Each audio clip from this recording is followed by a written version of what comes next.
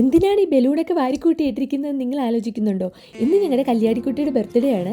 Birthday എന്ന് വെച്ചാൽ വലിയ രീതിയിലുള്ള ആഘോഷങ്ങളൊന്നുമില്ല, ജസ്റ്റ് ഒരു കേക്ക് കട്ടിങ് അത്ര മാത്രമേ ഉള്ളൂ. അപ്പോൾ ഇതാണ് ഞങ്ങളുടെ കല്യാണിക്കുട്ടി.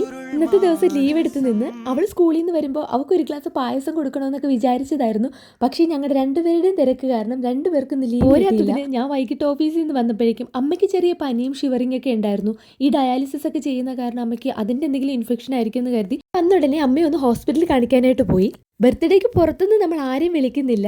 വിളിച്ചാലും വിളിച്ചില്ലേലും എൻ്റെ വീട്ടിൽ നിന്ന് ഫാമിലിയായിട്ട് അവരെല്ലാവരും വരും. അതൊക്കെ അവിടെ നിൽക്കട്ടെ, നമുക്ക് പെട്ടെന്ന് തന്നെ പായസം ഉണ്ടാക്കാം. പിന്നെ കല്യാണിയുടെ ബെസ്റ്റ് ഫ്രണ്ട് സനാമി നമ്മുടെ വീടിൻ്റെ തൊട്ടടുത്താണ്. അമ്മി വന്ന് കല്യാണി സനാമിയോടെ കളിക്കാൻ തുടങ്ങി. കുറച്ച് കഴിഞ്ഞപ്പോഴേക്കും മായ വന്നിട്ടുണ്ടായിരുന്നു. മായ സനാമിയുടെ അമ്മയാണ് കേട്ടോ.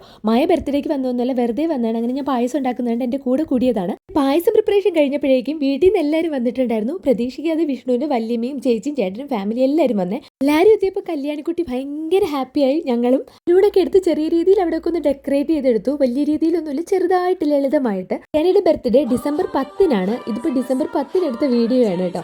ഈ സമയത്തൊന്നും ക്രിസ്മസ് കരോളും നമ്മുടെ വീട്ടിൽ വരാറില്ല. അതൊക്കെ ഒരു 20 കഴിഞ്ഞിട്ടേ വരുള്ളൂ. പ്രതീക്ഷിക്കാതെ അന്ന് കരോളും വന്നു. ഞാൻ ക്രിസ്മസിന്റെ വൈബ് തന്നെ അങ്ങ് വന്നേ. ഇനിയിപ്പോൾ പ്രധാന പരിപാടിയിലേക്ക് കടക്കാം, കേക്ക് കട്ടിങ്. അത് കല്യാണിക്ക് ചോക്ലേറ്റിന്റെ ഏതെങ്കിലും ഫ്ലേവർ തന്നെ വേണമെന്ന് പറഞ്ഞുകൊണ്ടാണ് ഈ ഒരു കേക്ക് മേടിച്ചത് കേട്ടോ. അപ്പോൾ ഹാപ്പി ആയിട്ട് അവളുടെ 7ാം പിറന്നാൾ ആഘോഷിച്ചു.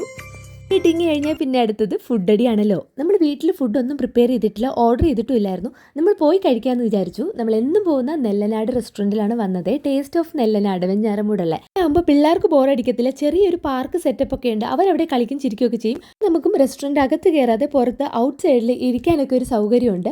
അങ്ങനെ കുറേ നേരം വെയിറ്റ് ചെയ്തതിന് ശേഷമാണ് ഫുഡ് എല്ലാം വന്നത്. കാര്യം നമ്മൾ നേരത്തെ പറഞ്ഞിട്ടല്ല വന്നത്, അവിടെ വന്നതിന് ശേഷമാണ് ഓർഡർ ഒക്കെ കൊടുത്തിട്ടുണ്ടായിരുന്നത്. അതിന് കുറച്ചധികം നേരത്തെ വെയിറ്റിങ്ങിന് ശേഷം നമ്മൾ ഓർഡർ ചെയ്ത ഫുഡ് എല്ലാം വന്നിട്ടുണ്ട്. വിശപ്പിന്റെ വിളി കൊണ്ട് ആർക്കും പരസ്പരം അങ്ങോട്ടും ഇങ്ങോട്ടും നോക്കാനോ സംസാരിക്കാൻ ഒന്നും സമയം കിട്ടില്ല. കിട്ടിയതെല്ലാം വാരി കഴിച്ചു. എല്ലാവരുടെയും വയറും നിറഞ്ഞു, മനസ്സ് നിറഞ്ഞു. അല്ലെങ്കിലും ഒട്ടും പ്രതീക്ഷിക്കാതെ നമുക്ക് വരുന്ന ചില കാര്യങ്ങളായിരിക്കും നമ്മുടെ ലൈഫിൽ ഏറ്റവും ബ്യൂട്ടിഫുൾ ആയിട്ടുണ്ടാകുന്നത് അല്ലേ.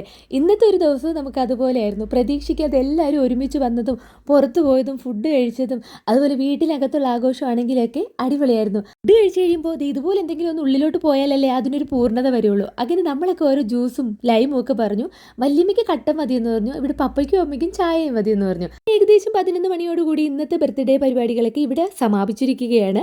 ഇനിയിപ്പോൾ ഒരു ഗ്രൂപ്പ് ഫോട്ടോ എടുത്തിട്ട് നമ്മളെല്ലാവരും തിരിച്ച് വീട്ടിലോട്ട് പോയി. അപ്പം അത്രയേ ഉള്ളൂ. ഇത്രയും നേരം ഒരു കുഞ്ഞു വീഡിയോ കണ്ട എല്ലാവർക്കും താങ്ക് യു. വീഡിയോ ഇഷ്ടപ്പെട്ട സബ്സ്ക്രൈബ് ചെയ്യാൻ മറക്കല്ലേ. Like, comment. അടുത്ത വീഡിയോ വീണ്ടും കാണാം.